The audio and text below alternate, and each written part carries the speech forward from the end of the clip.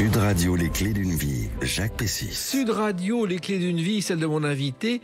Vous avez vécu 1000 vies que vous avez choisi de résumer en 350 pages. La partition du parcours d'un musicien à travers les écrits d'un homme de parole qui a su faire rimer destin avec dessin. Bonjour Christian Morin. Bonjour mon cher Jacques Pessis. Alors on se retrouve parce que vous publiez J'ai tant de choses à vous raconter, un livre qui est sorti chez XO Éditions, un livre de souvenirs. Et bien ces souvenirs qui sont nombreux et beaucoup sont inédits, ça va être la base de nos clés d'une vie, des 4 dates habituelles de cette émission. Avec plaisir. Et la première que j'ai trouvée, alors elle ne vous concerne pas directement et je pense qu'elle va vous surprendre. Le 15 septembre 1938 est sorti un livre qui s'appelle Dans les solitudes du Mississippi aux éditions Ardent, illustration de Jean Morin. Et ce livre est encore disponible aujourd'hui sur Internet pour 50 €. Exactement, j'ai vu ça. Mais alors c'est quelque chose sur un sujet sur lequel mon père était resté assez discret.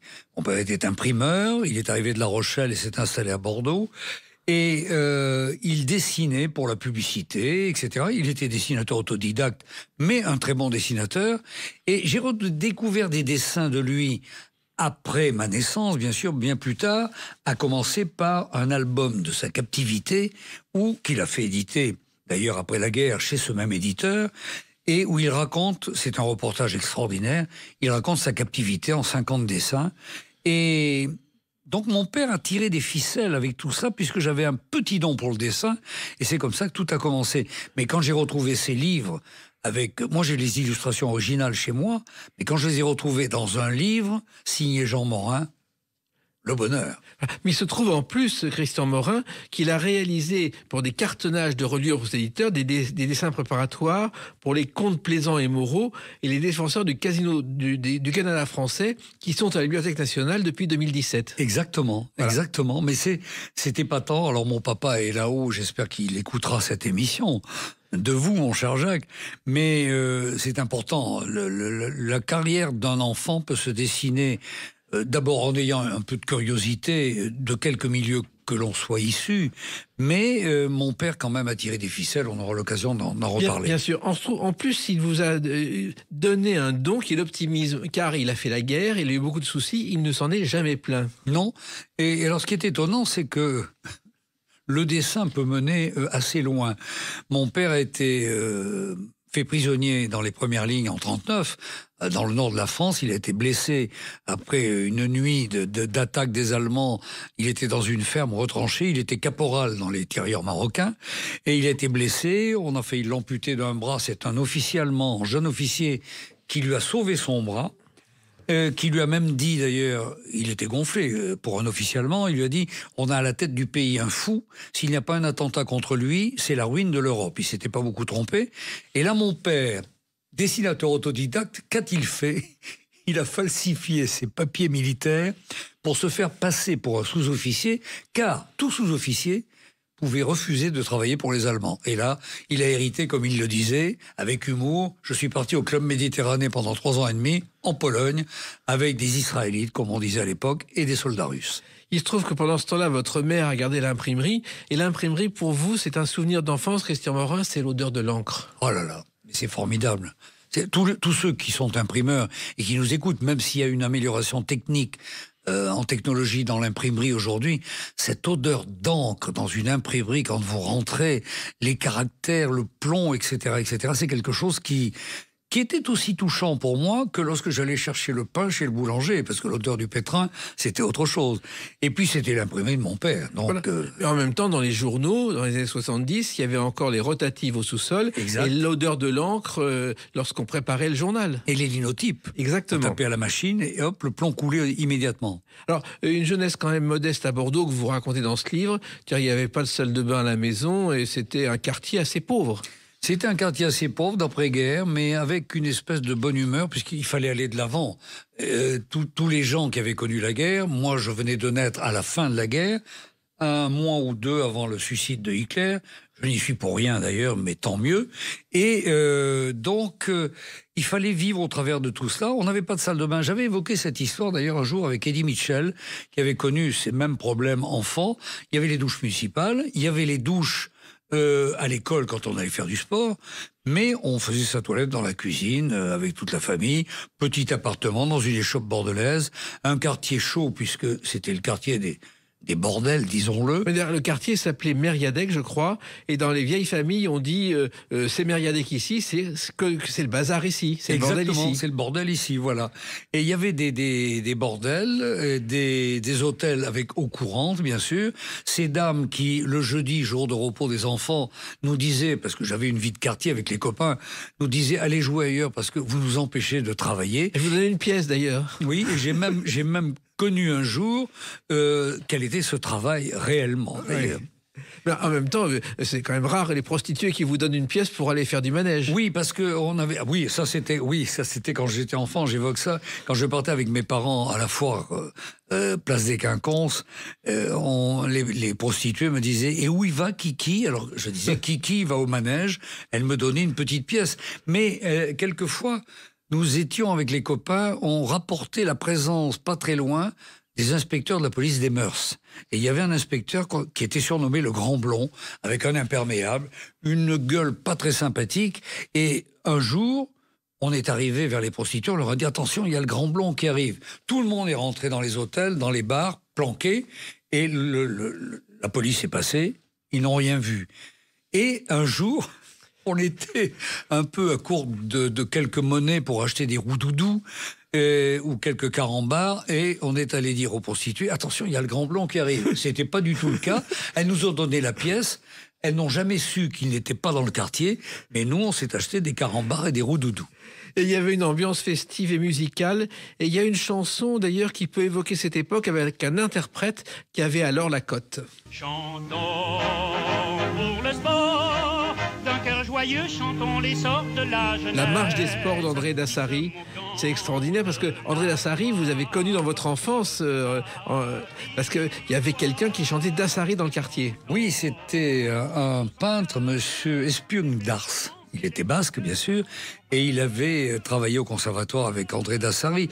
André Dassary qui a eu des problèmes parce qu'il chantait Maréchal nous voilà. Ah oui. Donc, il avait commencé chez Ray Ventura. Oui, oui, exactement, il faut le rappeler quand même. Et donc, ça faisait partie, cette sonorité que l'on vient d'entendre, c'était le son du poste de radio que nous avions à la maison. Alors c'était le gros poste sur un meuble avec cet œil qui tournait de temps en temps avec bonsoir ce soir. Les bruitages du bouton que l'on tournait, ça me fascinait. Et la radio, c'est ce qui apportait toutes les nouvelles du monde à la maison. Et si j'ai choisi cette chanson, La marche des sports, c'est que le sport a eu de l'importance pour vous, Christian Morin, à commencer par le Tour de France. Ah ben ça, le Tour de France. Alors, on écoutait Paris Inter avec Georges Briquet. Georges Briquet qui faisait des commentaires extraordinaires. Il y avait toujours l'image dans la parole.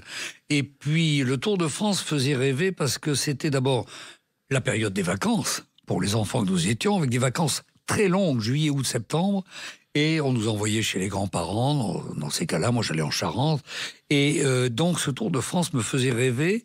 Il y avait les journaux comme Miroir Sprint, Miroir des Sports, etc.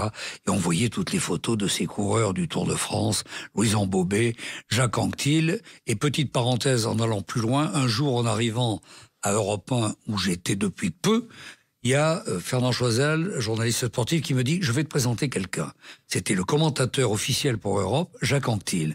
Et je vois Jacques Anquetil, ça faisait 2 ou 3 ans que je faisais de la radio, Jacques Anquetil me dit je vous écoute de temps en temps sur Europe. J'ai dit « Mais c'est pas à vous de me dire ça, moi j'ai tellement envie de vous prendre dans mes bras et toute mon enfance est là. » Et cet homme merveilleux était en face de moi. Et il y a aussi, vous avez une passion pour la course automobile à cause ou grâce à un coureur anglais qui s'appelait Stirling Moss, un vice-champion du monde qui a jamais gagné le championnat du monde. Exactement. Et qui a eu beaucoup de victoires quand même. Oui, parce que mon père était copain avec quelqu'un qui s'occupait un petit peu. Il y avait des courses très importantes à Bordeaux. Les Bordelais qui nous écoutent le connaissent bien ce lieu, sur les quais de Bordeaux, devant ce qu'il y avait les terrasses à l'époque, devant la place des Quinconces, qui est la plus grande place d'Europe. On peut s'enorgueillir de cela. Ça fait 12 hectares.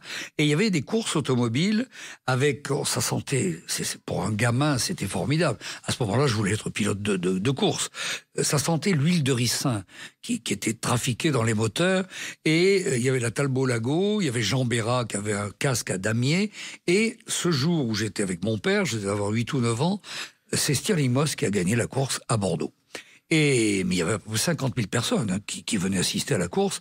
Et quand je suis arrivé près de la voiture avec mon père, Stirling Moss venait de recevoir le bouquet de fleurs immense pour le récompenser. Et il a vu ce gamin. On a dû faire une photo, je ne sais pas pour quel journal, le Sud-Ouest ou la Nouvelle République. Et il a donné ce bouquet que je me suis empressé, bien sûr, d'apporter à ma mère le soir même. Et le souvenir que j'ai, quand ils retiraient les casques, et quand ils enlevaient les lunettes, il y avait les jets d'huile sur le visage qui laissaient des traces brunes un petit peu. C'était fascinant. Donc là, je voulais être pilote de course. Ça vous tentait vraiment? Ah oui. J'ai voulu être coureur du Tour de France, évidemment. Et puis après, il y a eu les locomotives à vapeur qui me trottaient dans la tête, donc je voulais être conducteur de locomotive à vapeur. Puis j'ai voulu être pompier aussi. Oui, mais vous avez fait beaucoup d'autres choses. Et justement, il y a une date aussi importante dans votre vie, c'est le 13 mai 1968. À tout de suite sur Sud Radio avec Christian Morin. Sud Radio, les clés d'une vie, Jacques Pessis. Sud Radio, les clés d'une vie, Christian Morin, mon invité pour ce livre de mémoire. J'ai tant de choses à vous raconter chez XO Éditions, et c'est vrai que vous avez des choses à raconter qu'on évoque dans l'émission. Et dans ce livre, vous évoquez le 13 mai 1968, qui est un examen raté que vous deviez passer ce jour-là. Malheureusement, il s'est passé quelque chose. C'était ma deuxième partie de diplôme d'art graphique. Puisque je venais donc de sortir des Beaux-Arts. Au bout de 4 ans, on travaillait en loge pour préparer un diplôme qui pouvait être, selon le choix, peinture, gravure, sculpture, etc., qui pouvait nous destiner d'ailleurs à l'enseignement du dessin, au professorat. Et j'avais choisi les arts graphiques, ce qui réjouissait mon père. On revenait à la base, à l'imprimerie en quelque sorte. Donc j'avais passé ma première partie de diplôme avec une thèse, et c'était un livre que j'avais eu à faire sur un thème choisi. Et la deuxième partie, on passait en loge à l'École des Beaux-Arts de Paris, venant de la province. Et ce jour-là, enfermé en loge, on nous donne les sujets. Il fallait faire une campagne. On avait 3 ou 4 jours de boulot. En loge, il fallait faire une campagne pour une machine à écrire, inventer le nom de la machine, la forme esthétique, les affiches, la campagne de presse, etc. Sauf que manifestation 13 mai 68, particulière. Pourquoi? Jacques, vous allez comprendre en tant que journaliste, c'était l'évocation du 13 mai 58, référencé à De Gaulle, l'Algérie, etc. Donc, manifestation dans tout Paris, et les élèves qui étaient enfermés aux Beaux-Arts, on était des traîtres. On était des collabos pour les gauchos et tous les trotskistes qui manifestaient et ceux qui étaient contre le gouvernement. Mais c'était le grand jour de la manifestation contre De Gaulle. Il y a eu 200 000 personnes dans la rue. Exactement. Donc, on a été protégés, évacués par les CRA, c'est-à-dire qu'on était en loge, on commençait à avoir les yeux qui picotaient un peu, il y avait des gaz lacrymogènes qui montaient de partout. Et finalement, ce 13 mai 68, eh bien le soir, donc l'examen a été annulé et reporté en septembre, où à ce moment-là, ils ont eu la bonne idée de ventiler. J'aime pas beaucoup le terme, mais on ventilait, c'est-à-dire les élèves des Beaux-Arts de Bordeaux allaient passer leur concours aux Beaux-Arts d'Angers, ceux d'Angers allaient du côté de l'Est de la France, etc., pour ne pas reformer des groupuscules de manifestants peut-être, ce dont je n'étais pas forcément. Et ce soir-là, j'ai pris ma clarinette et je suis allé faire de la musique avec Claude Luther au Slow Club à Paris. Comme ça, c'est un bon souvenir depuis ce 13 mai 68. Voilà. Il se trouve aussi que l'école, c'était pas la première fois que vous manquiez un examen, parce que je crois que vous avez redoublé un certain nombre de fois. Mais j'ai eu, en plaisantant, je dis toujours que j'ai eu la grippe, ça fait sourire les gens, ce qui est faux. Oui. J'ai redoublé ma 6e, ce qui fait que je n'ai fait dans ma vie que 2 ans d'anglais, puisque l'éducation était déjà très bien faite. Quand j'ai quitté ces 2 ans d'anglais loupés, je suis passé en 5e, et là, on m'a donné comme langue à apprendre l'espagnol. Voilà. Et en même temps, miracle, vous avez eu une bonne note en 4e. Oui, j'ai eu une très bonne note en maths un jour, parce que j'étais très mauvais en mathématiques. Je ne comprenais pas les mathématiques, je ne sais pas. Il y avait quelque chose qui n'allait pas. C'était complètement... Quand le prof disait Morin au tableau, écoutez-moi bien, A, facteur de B au carré, plus C au carré, fermez la parenthèse, plus ouvrez la parenthèse, etc., égale, nous t'écoutons. Et donc j'avais un copain, je me rapprochais du premier bureau, qui était très fort en maths, Bougnon, et je lui disais, je marmonnais quelque chose pour qu'il me souffle un peu, le temps que le prof revienne dans une autre allée et qu'il soit de face, et rien. Rien ne pouvait sortir, je ne comprenais pas. Et ça se terminait toujours... Morin, 0, à ta place, tu feras toujours rire tes camarades. Je pense que c'est ce que j'ai choisi comme carré. C'est peut-être grâce à lui. Il y avait la géométrie qui marchait pas mal, il y avait un peu de dessin à faire, donc ça allait. Mais un jour, en algèbre, il y a quelque chose, une lumière qui est arrivée, j'ai eu 18, j'ai été convoqué par le prof qui m'a dit « Est-ce que tu as copié sur quelqu'un ?» Je me suis engagé, ma parole lui a été donnée, je lui ai dit « Non, pas du tout, j'avais compris quelque chose ». Mais c'était un petit peu tard, parce qu'après, j'allais quitter l'école au moment du brevet. Voilà. En même temps, vos meilleurs souvenirs de cette jeunesse, ce sont les vacances chez vos grands-parents à Saint-Jean-d'Angély, près de La Rochelle. Près de La Rochelle, alors Saint-Jean-d'Angély d'abord, et puis ensuite, puisque mes grands-parents suivaient dans les presbytères mon oncle qui était prêtre, donc on allait du côté des Touches de Périgny, pas très loin de Mata, pas très loin de Cognac, et c'était le bonheur. Les vacances en Charente, c'était quelque chose d'épatant. D'abord, il y avait la découverte des tracteurs avec le plan Marshall, les tracteurs américains, les moissonneuses-batteuses modernes qui arrivaient, qui étaient utilisées par 10 ou 15 agriculteurs. Ils s'échangeaient ça selon les coopératives. Et il y avait la chaleur de l'été. On parlait pas de canicule à l'époque, mais il faisait déjà très chaud. Et puis, la sacristaine qui accompagnait mon oncle emmenait les enfants du catéchisme et le neveu du curé. Nous allions glaner, c'est-à-dire, après la coupe du blé, on allait ramasser des grains de blé pour les poules. Mais alors là, quand vous étiez en espadrille, Jacques, c'était très dangereux. Ça cisaillait les chevilles, c'était épouvantable. Il faisait chaud, on avait des gourdes de flotte, etc. On rêvait d'aviation. C'est là que j'ai voulu être pilote de chasse, parce que on voyait les Mystère 4 qui passaient de la base de Cognac, qui passaient au-dessus de nous, et c'était fascinant. Et bien sûr, au mois de juillet, qu'est-ce qu'on faisait avec mon grand-père ?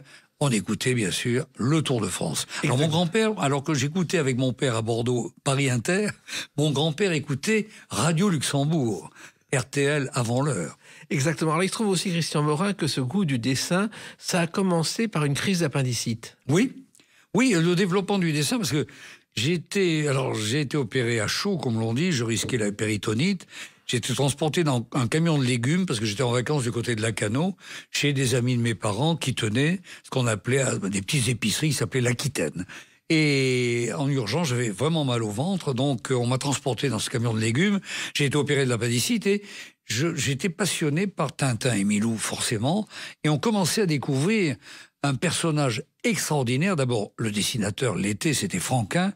Et on commençait à découvrir un personnage complètement à l'ouest, Gaston Lagaffe, dans ce bureau opposé à Fantasio. Et alors, donc, j'ai commencé à faire une bande dessinée à la clinique, à Codéran.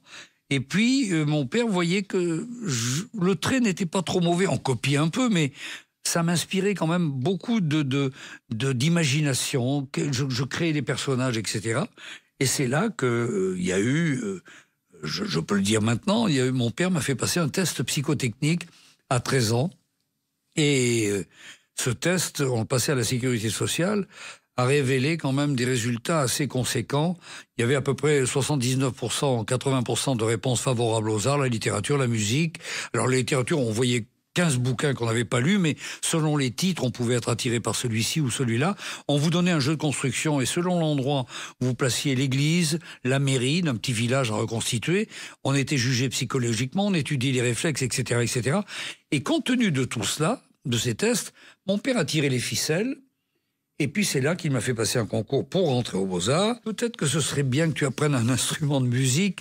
On ne sait jamais, ça peut toujours servir. Exactement. Et justement, la musique et les Beaux-Arts, il y a un point commun, car vous avez été élève aux Beaux-Arts de Bordeaux quelques années après celui-ci. On oublie tout, que le soleil de Mexico, on devient fou.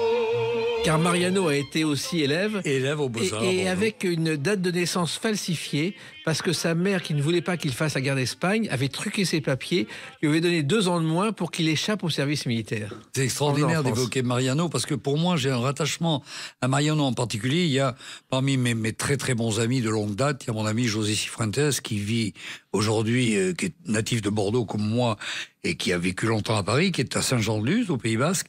Et José, d'origine espagnole, par l'intermédiaire d'un de ses oncles, il a approché, il a des photos où Mariano le promenait dans la rue à Bordeaux quelquefois ou au Pays Basque, c'est extraordinaire. Et Mariano, bien sûr, après, il y a un autre recoupement avec Annie Cordy, avec qui j'ai beaucoup travaillé, qui avait 2 amis dans ce métier, c'était Mariano et Bourvil. Exactement. Et puis, un autre chanteur que vous avez bien connu aussi, c'est Claude François, car vous avez travaillé pour lui dans Podium. À sa demande. Alors, Claude François voulait, ce que vous avez fait aussi longtemps, il voulait des échos du showbiz. Oui. Vous connaissez ce métier mieux que moi, pour l'écriture, mon cher Jacques. Et donc, il voulait absolument que je raconte un peu, on ne parlait pas des people à l'époque, le terme n'existait pas, mais que je raconte un peu qui fréquentait qui voyait qui embrassait qui, etc. Dans les clubs. J'ai dit, moi, les seuls clubs où je vais, ce sont les clubs de jazz où je joue. Je lui dis, mais je fais du dessin, on peut peut-être trouver... Et c'est lui qui a eu cette idée, on va faire la chanson Rébus. Alors il fallait que j'illustre 4 chansons, surtout, il fallait que ce soit très facile, me disait Claude, parce que ça permettait de faire gagner aux faves de Podium des t-shirts à l'effigie de Claude François, des posters, etc., etc., etc. Et ça a duré 5 ou 6 ans, et c'est là que j'ai rencontré une des rédactrices en chef, c'était Geneviève Leroy, la femme du journaliste Charles Villeneuve, et puis un certain Michel Lafon, que vous connaissez bien aussi. Voilà, qui était au départ le fondateur de Podium avec Claude François, parce que Michel Drucker les avait présentés. Exactement, voilà. Alors, autre moment fort dans votre vie, qu'on va évoquer à travers une date beaucoup plus lointaine, le 18 septembre 1954. A tout de suite sur Sud Radio avec Christian Morin. Sud Radio, les clés d'une vie, Jacques Pessis. Sud Radio, les clés d'une vie, mon invité Christian Morin pour ce livre de mémoire. J'ai tant de choses à vous raconter chez XO Éditions. Vous avez une mémoire incroyable, vous vous souvenez de tout dans ce livre. Alors, pour être honnête, j'ai fait un plan. Et la mémorisation s'est développée plutôt à partir de l'enfance, parce que j'ai des souvenirs, c'est très curieux, on se souvient très bien de l'enfance, pas de moments précis, mais de périodes. Exactement. De périodes avec les tenues, il suffit de regarder des photos, puis on se dit, tiens, mais là, au fait, etc., etc.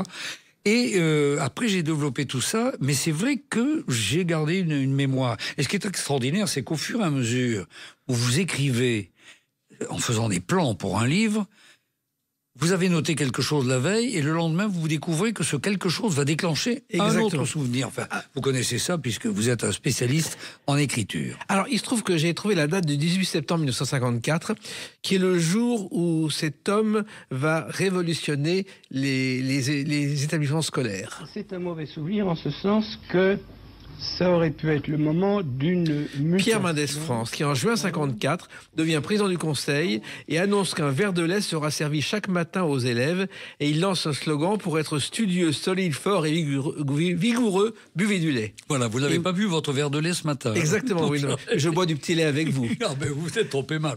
Voilà, alors, ça c'est Jacques Pessis.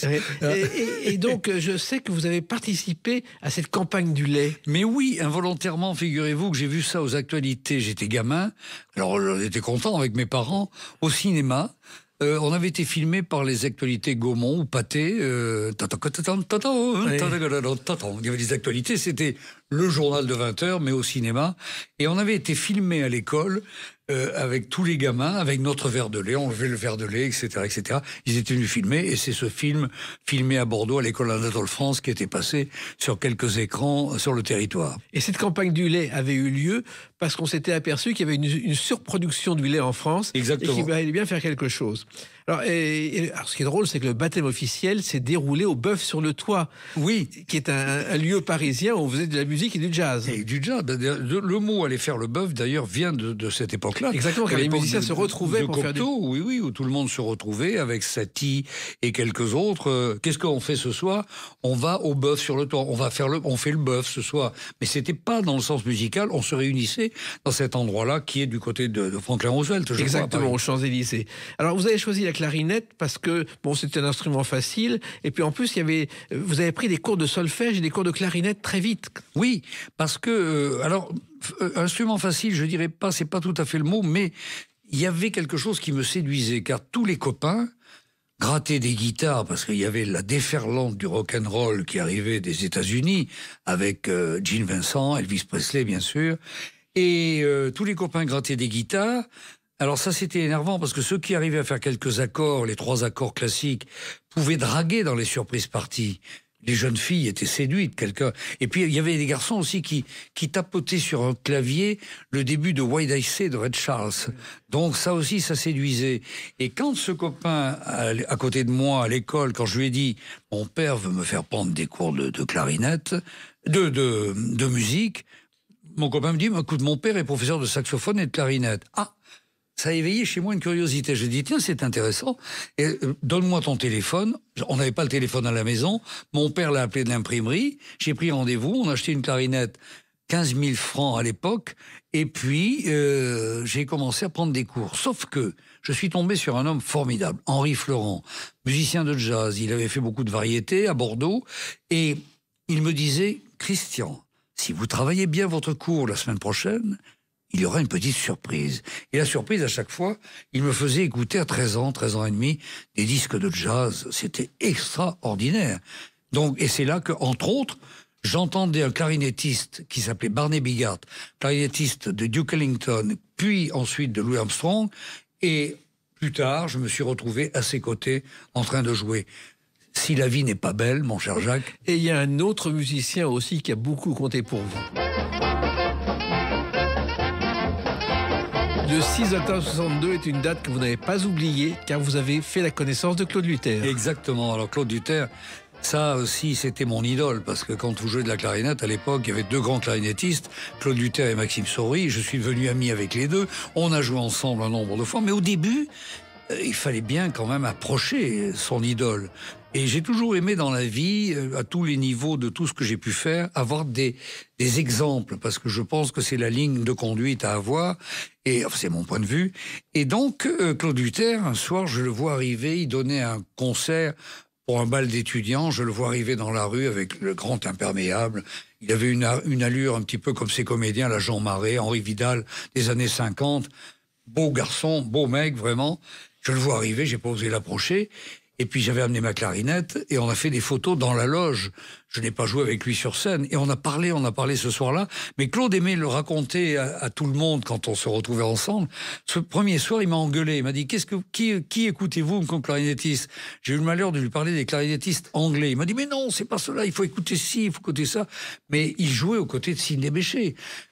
Et petit à petit, j'ai commencé à jouer avec lui pour mes 20 ans, notamment. Et puis on est devenus très très amis et très proches. Mais c'était vraiment un exemple formidable. Et vous avez fait une émission de télévision avec lui, l'une de vos premières, avec Jean-Christophe Averty, Christian Morin. Oui, tout à fait. C'était Jean-Christophe Averty, grand réalisateur, grand créateur de la télévision. C'était pour un tournage d'un film qui s'appelait Too Big or Not Too Big, en référence au trompettiste de jazz qui est mort à l'âge de 27 ans. Un trompettiste blanc qui était l'équivalent de Louis Armstrong, toute proportion gardée, et qui s'appelait Bix Beiderbecke, et qui avait monté un orchestre appelé l'Original Dixieland Jazz Band, et c'était un musicien dont Jean-Christophe Averty était passionné. Et donc, on a tourné un film, on a répété pendant 1 mois, je jouais le rôle d'un clarinettiste ami de Bix, qui s'appelait Pee Wee Russell, et j'avais à mes côtés une comédienne dont j'ai appris la mort bêtement il y a 3, 4, 5 ans à peu près, au moment des Césars. C'était France Dougnac, qui avait joué dans Coup de tête, de films de Jean-Jacques Hano. Et ce sont des souvenirs formidables. Il y avait Claude Bolling, il y avait Claude Luther. Il y avait Maxime Moustache. Moustache aussi, oui. Moustache qu'on connaît parce qu'elle a été Zorro dans le film d'Alain Delon. Alors ça, c'est une autre histoire. À la suite de ce film, avec Alain Delon, il jouait le sergent Garcia. Il a eu envie d'enregistrer un 45 tours. Je ne l'ai jamais retrouvé. Peut-être que vous le retrouverez ici dans votre magnétothèque ou discothèque.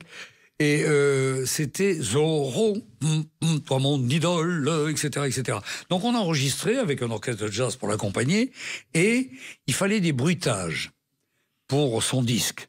Et alors à un moment, le technicien nous dit, j'ai pas de bruitage, il faudrait des galops de chevaux. Alors j'ai dit, attendez, j'ai un truc formidable. J'ai pris mes 2 pavillons de clarinette, et ça fait exactement le bruit des sabots de chevaux sur les pavés. Et ensuite, le technicien nous dit, ce serait bien sur ce passage de la chanson qu'on entende un bruit d'épée. Zorro en train de se battre avec un ennemi quelconque. Bref. Et là, on trouvait pas, il y avait pas de bruitage. Et à un moment, Moustache dit, mais ces vieilles tringles à rideaux, qu'est-ce que tu en fais? On a déglingué les tringles à rideaux. On a pris 2 tringles à rideaux pour faire le bruit des épées. C'est pour ça que je voudrais retrouver ce 45 tours. Je lance un appel sur Sud Radio. Et il y a un autre 45 tours auquel vous allez collaborer, l'un des premiers succès du groupe, Il était une fois. L'amour comme ça, tout d'abord on n'y croit pas.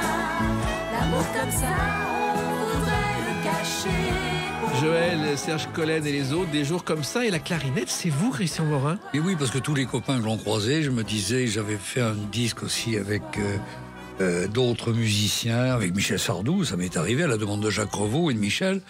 Mais le groupe, Il était une fois, on les aimait beaucoup à Europe et j'ai tellement été triste au moment de la disparition. C'est Carlos qui m'a appris la disparition de Joël, que je croise quelquefois, je vais vous dire, d'une drôle de manière. Parce que au cimetière Montparnasse, les parents de ma femme sont enterrés là-bas. Et la première fois où je suis allé sur leur tombe, Bénédicte me dit, regarde derrière, c'est la tombe de quelqu'un que tu as connu à Europe 1, c'est la tombe de Joël au cimetière Montparnasse. Oui, et il y a des légendes qui courent sur le fait qu'elle était morte de la drogue, ce qui est absolument faux. Elle avait un problème cardiaque qu'elle n'avait pas décelé. Exactement. C'est la oui. vérité. Oui, mais enfin déjà, les fausses nouvelles, les fake news, c'est comme ça que l'on dit aujourd'hui. Exactement. C'est ça. Et puis alors, il y a aussi votre propre discographie, et il s'est passé un petit miracle un jour avec ce morceau.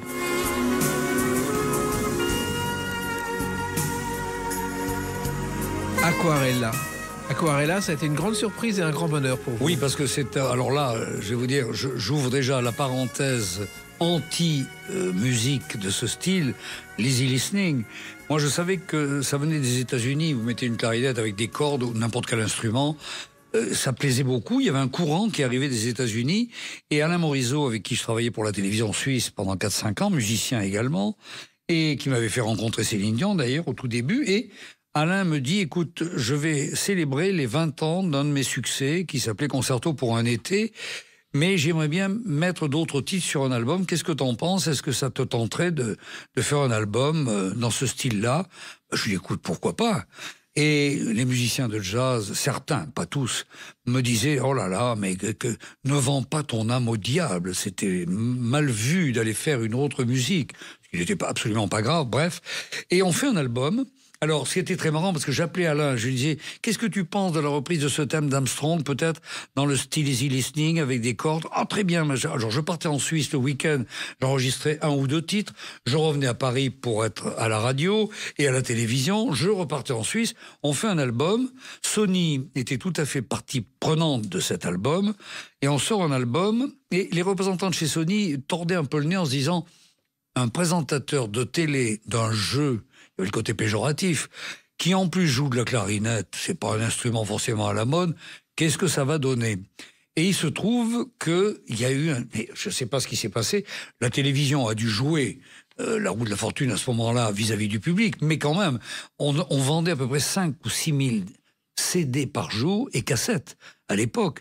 Il y a eu un décollage extraordinaire à tel point que on a vendu 400 000 albums, c'était énorme.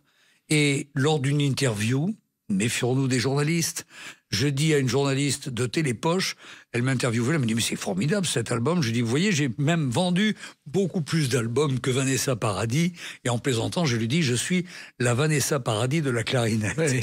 Bien sûr, c'est devenu le titre dans Télépoche. Bon. Donc, méfions-nous. Mais voilà, c'est un bon souvenir avec Alain Morisot. Et si j'ai bien compté, il n'y a qu'une seule fausse note dans votre carrière, et elle est volontaire pour Francis Blanche. Alors ça, Francis Blanche, je sais que si on touche à Francis Blanche, aussi on l'évoque, c'est cher à votre cœur, mon cher Jacques. Vous avez fait, j'en profite pour le rappeler, un très très beau spectacle avec Patrick Préjean notamment, faisant référence à Pierre Dac et à Francis Blanche. Et je sais que c'est quelqu'un dans votre cœur très important, mais moi aussi. Moi, je l'écoutais, c'était la seule radio privé que j'écoutais en dehors de Paris Inter, je l'écoutais le dimanche matin. Et quand je suis rentré à Europe 1, je fais connaissance de Francis Blanche et il demande à Moustache de réenregistrer son indicatif pour Europe qui faisait et il y avait une fausse note à la clarinette. Et quand on a enregistré, Francis était avec nous. Et Francis me dit, surtout Christian, ne me loupez pas ma fausse note. Ça m'a fait rire. Mais j'étais tellement fier et honoré de rencontrer Francis Blanche. Ce sont quelques-uns des souvenirs de ce livre qu'on va continuer à évoquer à travers la date de sa sortie, le 17 avril 2025. À tout de suite sur Sud Radio avec Christian Morin. Sud Radio, les clés d'une vie, Jacques Pessis. Sud Radio, les clés d'une vie, mon invité Christian Morin. Donc on évoque vos souvenirs. À travers ce livre, j'ai tant de choses à vous raconter, sorti le 17 avril 2025 chez XO. Alors pourquoi avoir fait ce livre aujourd'hui, Christian Morin? Il fallait que j'attende de passer un cap important, voyez-vous. Pendant longtemps, il y a eu la crise des Gilets jaunes à propos d'une interdiction de dépasser le 80. Je viens de dépasser le 80 et je compte rouler à 90, au moins jusqu'à 90. Et je voulais attendre cette année, qui est une année charnière, 4 fois 20 ans pour être plus élégant. Et je me suis dit que ce serait le moment. Et je suis allé chez XO Éditions, où je suis accueilli avec des gens très bienveillants autour de moi, avec Marie et Stéphanie, les attachés de presse, qui me chouchoutent, mais vraiment. Et surtout en référence à Bernard Fixot, qui a fondé cette maison d'édition. Car, je me disais, pour boucler la boucle, comme j'ai commencé à travailler à Europe 1, j'ai connu Bernard Fixot au début de sa carrière, il travaillait pour les éditions numéro 1, souhaitées par Lagardère. Je me suis dit, je vais revenir boucler la boucle en revenant chez Fixot. Donc voilà, et avec Édith Leblond et son frère Renaud aujourd'hui, je suis très heureux et on a travaillé pendant 6-7 mois à regrouper tout cela. Il faut chercher des échos.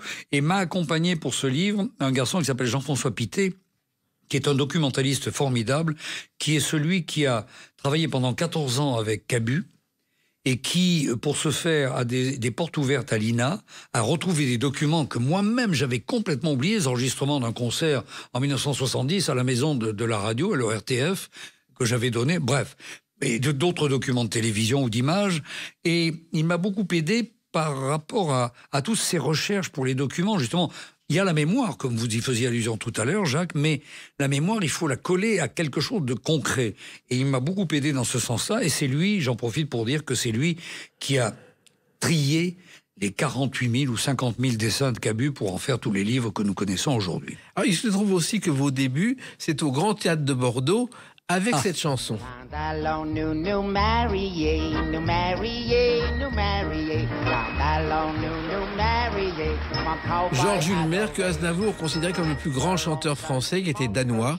L'ancêtre de Dave, en quelque sorte. Qui a créé Pigalle, aussi une chanson célèbre. Pigalle, oui, oui. Et cette chanson, mais qui était une chanson d'après-guerre, à l'époque où les chansons américaines étaient à la mode en France. Tout à fait. Vous l'avez créée au Grand Théâtre de Bordeaux. Pas créée, non, je l'ai interprétée, c'était pour un arbre de Noël, des donneurs de sang, je crois, ou des anciens prisonniers. Et j'ai été sur la scène du Grand Théâtre de Bordeaux, théâtre du XVIIIe siècle, de l'architecte Louis, très très beau théâtre d'ailleurs, classé. Et le souvenir que j'ai chanté cette chanson parce que il y avait la mode américaine, comme vous le disiez. Mon temps chantait dans les plaines du Far West quand vient la nuit, pipom, pipom, etc. Et moi j'avais cette chanson dans la tête.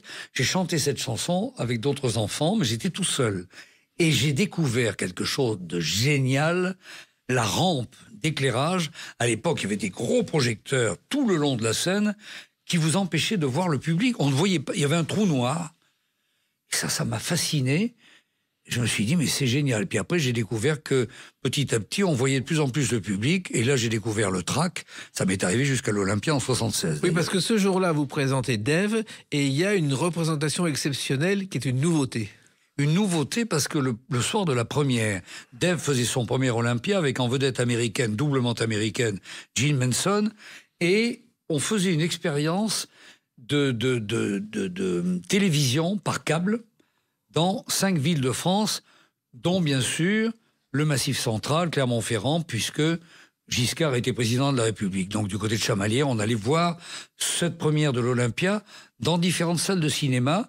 C'était sous la houlette de Jean Drucker, qui était président de France Télévisions, et le réalisateur René Guinville, qui était un ami avec qui j'avais déjà tourné dans un film avec Serrault, et me dit, ne t'inquiète pas, au début, je présentais, alors vous imaginez le rideau de l'Olympia qui vibre, qui va s'ouvrir, ne t'inquiète pas, toute la salle va être éclairée.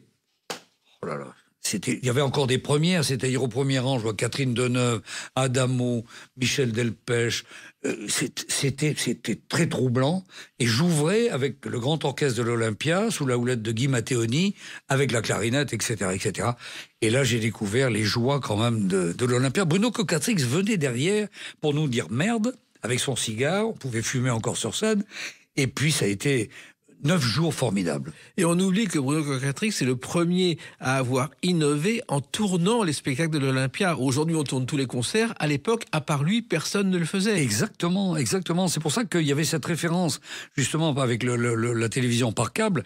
Mais cet Olympia était assez fascinant, parce que tous ceux qui étaient passés avant vous, je pensais à Sidney Bechet, forcément, en me retrouvant avec ma clarinette sur... Puis vous racontez dans ce livre vos débuts au théâtre aussi, à la Bourse du Travail, dans une pièce de Garcia Lorca. Ça, c'est assez inattendu, Christian Morin. Alors ça, on avait un lecteur d'espagnol, puisque l'espagnol marchait très bien. J'avais une bonne prononciation, paraît-il, du côté. J'ai un accent andalou quand je parle espagnol, m'a-t-on dit, et j'ai un peu perdu, bien sûr, la grammaire, hélas, au fil des années, ce qui est idiot de ma part. Mais on avait un lecteur d'espagnol qui venait nous faire travailler la langue. Et c'était très intelligent. Et il avait monté une troupe de théâtre avec quelques élèves, dont j'étais, à 14 ans. J'avais dessiné l'affiche, La savetière prodigieuse de Garcia Lorca, La zapatera prodigiosa. Et c'était une histoire scandaleuse pour l'époque. C'était un cordonnier, un savetier de 50 ans qui épousait une jeune femme de 20 ans. Le scandale, depuis, ça a bien changé. Et donc, j'étais un des courtisans de cette jeune savetière. Et je rentrais sur scène devant 35 personnes un dimanche après-midi à la Bourse du Travail, la salle de spectacle de la Bourse du Travail. Et j'avais traversé tout Bordeaux parce qu'on n'avait pas de quoi se démaquiller. Et mon père m'avait engueulé en disant « Mais t'as traversé tout Bordeaux avec le maquillage ?» Je m'étais fait des petites rouflaquettes avec du noir de charbon. Enfin, c'était très drôle. Et c'est les premiers souvenirs de la scène et de jouer devant. Mais le public était un peu réduit. Oui, mais en même temps, ça vous a permis de vous roder. Et ensuite, vous vous êtes professionnalisé en prenant des cours avec Jean-Laurent Cochet. Avant Jean-Laurent Cochet, alors ça... Jean-Laurent Cochet, j'allais assister à ses cours 2 fois par semaine. Et Jean-Laurent Cochet, je lui avais dit, j'aimerais bien travailler le théâtre. Il m'a dit, mais venez quand vous voulez, après on s'est tutoyé. Et puis, je ressortais des cours avec Jean-Laurent, c'était formidable. On volait sur un petit nuage d'intelligence, de clarté, de compréhension de l'art du théâtre. C'est lui qui a quand même formé des gens comme qui le louent encore, comme Depardieu ou Lucchini.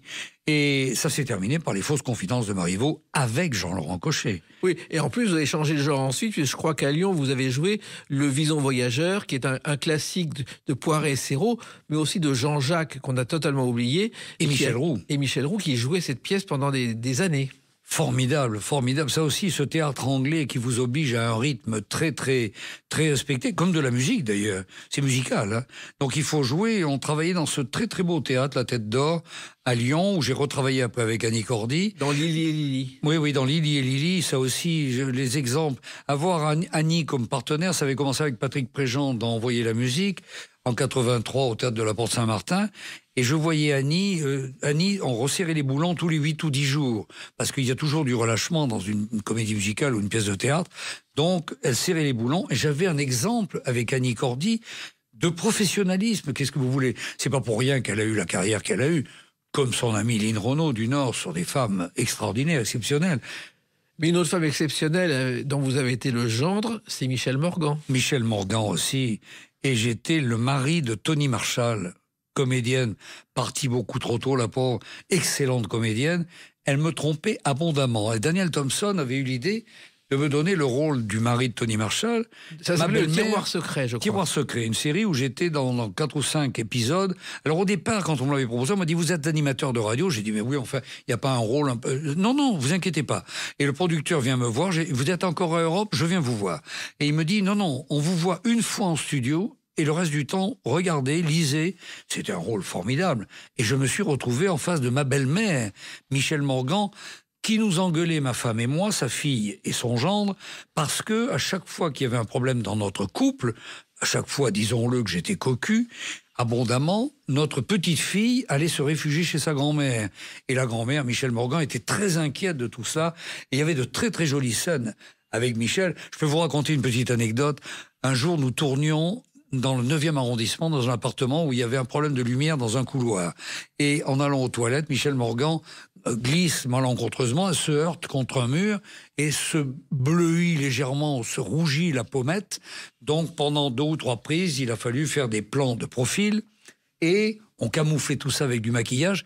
Et j'avais une scène un peu tendue avec ma belle-mère, avec Michel Morgan, sous la houlette, il y avait 3 réalisateurs, il y avait Michel Boiron, Nadine Trintignant et Édouard Molinaro.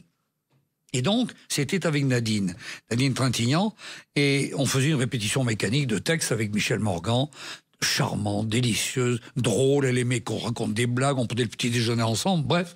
Et à un moment, avec sa pommette légèrement rougie, je lui dis, vous permettez, Michel? Elle me dit, vous avez une blague à me raconter? Je lui dis, non, permettez-moi. Je prends ses mains, je mets ses 2 mains sur mes épaules, je la prends par la taille et je lui dis, t'as de beaux yeux, tu sais. Elle éclate de rire, moi aussi. Nadine Trintignant m'engueule à juste titre. Christian, qu'est-ce que... Non, écoute, vous avez une scène très sérieuse, là, c'est pas bien. Qu'est-ce que tu lui racontais? Michel, délicate, dit non, Nadine, c'est pas Christian, c'est à cause de moi, mais non, je dis pas du tout. Qu'est-ce que tu lui as dit? Bon, j'ai dit, je vais vous raconter, et là je raconte l'histoire. Tout le monde se fend la gueule sur le plateau, les techniciens, etc. Dans ces cas-là, qu'est-ce qu'on fait? Pause technique, on va régler les lumières, le son, etc. On revérifie tout pour que tout le monde se détende un peu pour reprendre sérieusement la scène. Surtout qu'au départ, c'était pas t'as de beaux yeux, tu sais, mais t'as de belles jambes, tu sais, dans le film, et que Prévert, voyant les yeux de Michel Morgan, a changé la réplique en dernière minute dans Quai des Brumes. Je savais pas, je connaissais pas cette histoire merveilleuse. Hein. Alors, il se trouve aussi qu'il y a une histoire qui est dans ce livre et qui a marqué l'histoire de la télévision, c'est la 5. Et ça, vous avez été un des pionniers de cette chaîne disparue très vite. Oui, avec Roger Zabel, c'est comme disait Silvio Berlusconi, et vous êtes les blonds et les bruns, ça va porter la chance, n'est-ce pas, etc. Et on m'a proposé une émission. Berlusconi m'avait vu dans une émission de télé en Suisse avec Delon. J'avais invité Delon pour une émission, et Berlusconi aimait par-dessus tout l'esthétique en télévision. Il m'avait dit, j'ai vous en la télévision suisse avec Alain Delon. Alain Delon, vous avez vu les bel hommes qu'il est, puis vous n'êtes pas trop mal. Il dit, mais qu'est-ce que c'est que ces conneries en France? Vous avez des micros énormes qui vous bouffent la moitié du visage, on vous voit pas. Et il n'avait pas tort, parce qu'aux États-Unis, les micros étaient plus maigres. Claude François les avait expérimentés avec Michel Drucker. Et donc, on mettait des micros à chef. Ce qui fait qu'on ne savait pas quoi faire de nos mains. Et je suis donc engagé pour présenter la soirée de lancement de la 5. Et puis, l'émission avec Amanda Lear, avec qui j'ai passé 6 mois extraordinaires. Femme d'humour, très drôle, parlant 5 langues, ayant fait les beaux-arts comme moi, donc on avait de quoi parler. Elle me racontait Dali. Et ça a été vraiment 6 mois formidables.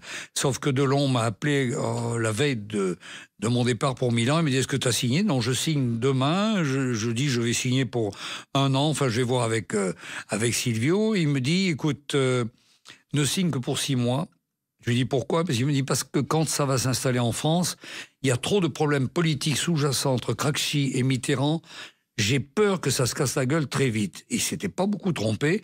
Ce qui fait qu'avec Amanda Lear, on avait signé que pour 6 mois et on s'est arrêté au mois de juin. Je n'ai travaillé qu'à Milan. Voilà. Et à Milan, avec ce fameux signe de la main, les 5, qui a très bien marché en France. Ah oui, tout à fait. Vous êtes sur la 5, etc. Moi, j'ai hérité quand même de quelques comédiens italiens avec Ugo Tognazzi et puis surtout Ornella Muti, formidable, qui me disait, il y avait un sketch, elle me disait, je t'aime, toi, je t'aime, tu es belle, et je t'aime, j'aime tes yeux, j'aime t'écouter, j'aime tes voiles, etc. On pensait que c'était une déclaration qu'elle me faisait. Il n'en était rien, parce qu'au moment où elle m'embrassait sur la joue, il y avait un montage. À l'époque, il n'y avait pas du tout le numérique comme aujourd'hui. Et il y avait un montage et sur la joue, on voyait apparaître le sigle de la 5. Et lorsque nous répétions, on faisait des photos, les journalistes me disaient « Mais t'arrêtes pas de parler avec elle, qu'est-ce que vous racontez ?» Alors, sous le regard de son mari de l'époque, qui était un footballeur italien très connu, je ne sais pas s'il était à l'AC Milan, très jaloux, mais très gentil avec moi. Et donc, je parlais de recettes de cuisine avec Ornella Muti. Et Ornella Muti était délicate, charmante. Elle me disait, vous savez, Christian, j'ai les problèmes. Et quand je viens tourner en France, j'aime beaucoup votre cuisine. Et j'ai les problèmes et je viens toujours avec la bascule. Parce que pour voir si je ne grossis pas, je ne peux pas grossir, je suis comédienne. Et donc, et je lui dis, est-ce que vous aimez le foie gras? Elle m'a dit, oh, j'adore. Je lui ai dit, je vais vous donner une recette d'un chanteur de chez nous, Pierre Perret, qui fait des pâtes fraîches au foie gras avec une pelure de truffe. Et le seul cadeau que j'ai offert à Ornella Muti, ce ne sont pas des fleurs, mais c'est une boîte de foie gras que je lui ai ramené 8 jours plus tard. La recette du succès, c'est celle de ce livre. J'ai tant de choses à vous raconter et il y en a beaucoup dans ce livre chez XO.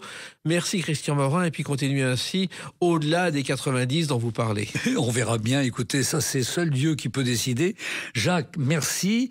Et au nom de notre amitié, si tu le permets, je vais juste à la fin, c'était pas poli pour nos auditeurs et vos auditeurs sur radio, je vais te tutoyer en te disant continue comme ça. Merci Christian Morin. Les clés d'une vie, c'est terminé pour aujourd'hui. On se retrouve bientôt. Restez fidèles à l'écoute de Sud Radio.